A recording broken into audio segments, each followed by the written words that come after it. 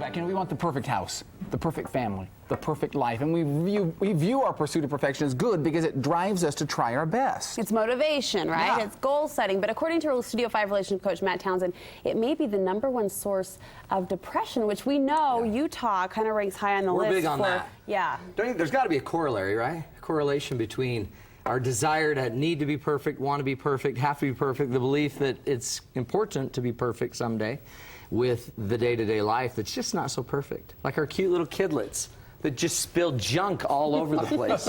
And they don't understand that they need to sit still, be quiet, and not make a mess. So what's wrong? What's wrong with trying to be perfect? Because we want to be perfect. Sure. Is it a drawback? Is it a negative? Well, is it your goal? I mean, there's probably nothing inherently wrong with it, except for the fact that it's just not going to happen. So it's kind of like wanting to be a perfect dancer, me, for example. It's just not going to happen. I can try, but if I keep the dream alive, and I do. Nobody dances like I do. And I work, but the reality is, at some point, we have to realize that there's something more than the act of perfection. There's something more like the process of getting there that's probably going to matter more to us than the actual result that we made it. In the words of Miley Cyrus, it's the climb. Okay. Right? Yeah, and I've never quoted Miley. The process? That's amazing. That's amazing. Well, I thought you were going to do like achy, breaky heart. I do what I can to contribute. You're good, big time. So check this out. Here's the definition of perfectionism, okay? A disposition which regards anything short of perfect as unacceptable. So what's wrong with perfectionism is you will effectively overlook everything else.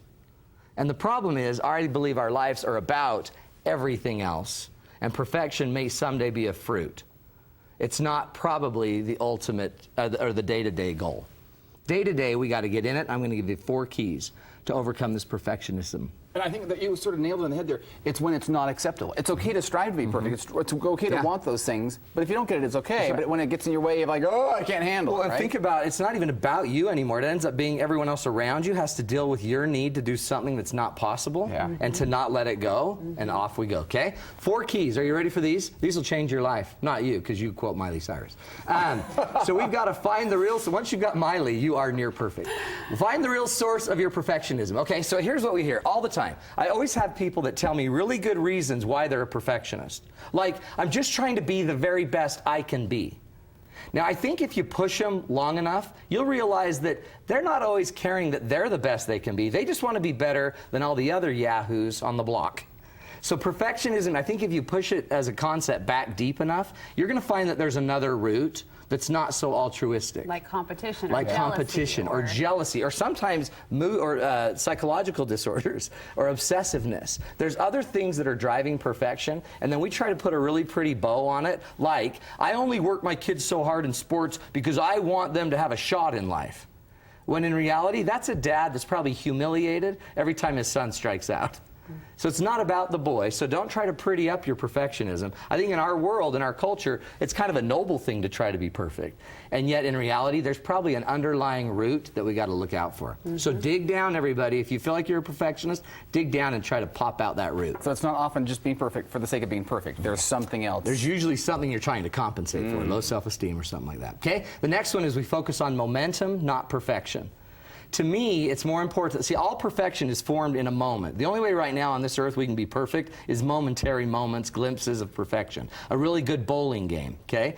But to me, the reality of perfection should be focused more on our momentum, the progress we're making. If you're going to perfect something, perfect progress. Perfect progression. Perfect learning. Perfect growing. Perfect in getting better, kaizen, the Japanese call it, improvement, continuous improvement. If you want perfection, go for improvement. That's the momentum I'm talking about. Don't go for momentary glimpses, because in order to perfect something, we usually, it has to be almost the most minute part of any part of our life. So I might be able to perfect church attendance, for example, and yet, and we'll talk about it in a minute, overlook love, peace, hope, forgiveness, the real important the real intangibles, okay? So focus on momentum, not perfection. The next one is focus on the intangibles just as much as the tangibles, and okay? this is big. This is big. So if you saw the show, we did live show down at Health Center Theater, I talked about the prayer fight, okay? It's your family every night. Yeah, it's actually my wife. I have nothing to do with it. My wife starts a fight around the prayer because we want to be perfect in prayer. right? So it's like, get in here, and we start a fight. And we are so bent on getting the prayer done so we can be near perfect in prayer as a family that we ruin everybody in the room. And everybody hates each other and there's tension. Shut up and sit down right now. I do that every Sunday when we're going to church. It's like, put your belt on, okay? The belt completes the outfit. You gotta have a belt. Get in the tub now, now. And so we're yelling at them to be clean in the tub with the belt on. So we're perfect. We got them dressed with a belt and everyone's crying all the way to church, okay? So we focus on the tangible things. When we try to be perfectionists, it's always about the tangible because it's easier to perfect tangible. That's what you can like, see. You can we also know when we've got it. But again, the most important things in life are going to be the intangibles, the relationship, the peace, the spirit in the home, stuff like that. And that gets back to that progress, but also that perspective. I kind of hear you dancing around perspective. Like the bigger picture, the intangibles are the bigger things that are out there. Always. So we're overlooking. The perfectionist is focused on such a minute part of life, they're missing it. And the last tool is to focus or find peace in the present state of things, not in the perfect future condition or the past. Okay, how many times have you heard someone say, oh man, it was so perfect when we took the state championship, and they're talking about that moment in time where they may have played a perfect game. Or they're talking about the day that once so-and-so's home and we're doing all this and everything's good, then it'll be perfect. So notice what we're now focusing on is everything but being present. All growth, all development's going to take place presently. So perfectionists have a tendency to overlook being present in just the moment. There's beauty in everything, even this set. This orange thing right here, pull back. I didn't even know what that was, but it's a glass orb that I think adds a lot. By the way, show this if you can. Can you see this on the book? Matt was trying to test orange me. jewel there. I put a little orange jewel there because that's out of place, and I was thinking that would set Brooke off. And she's looking at it and wants to just fling it with her finger. But I had perspective. You had perspective. And I was enjoying the moment. See, yeah, well, you'll fix it later when we're off camera. I know that. So we find peace in the moment. So you can go find one flower that's perfect. See, that's the neat thing about our nature. Our nature is perfect if you have the eyes to see it and the ears to hear it, right?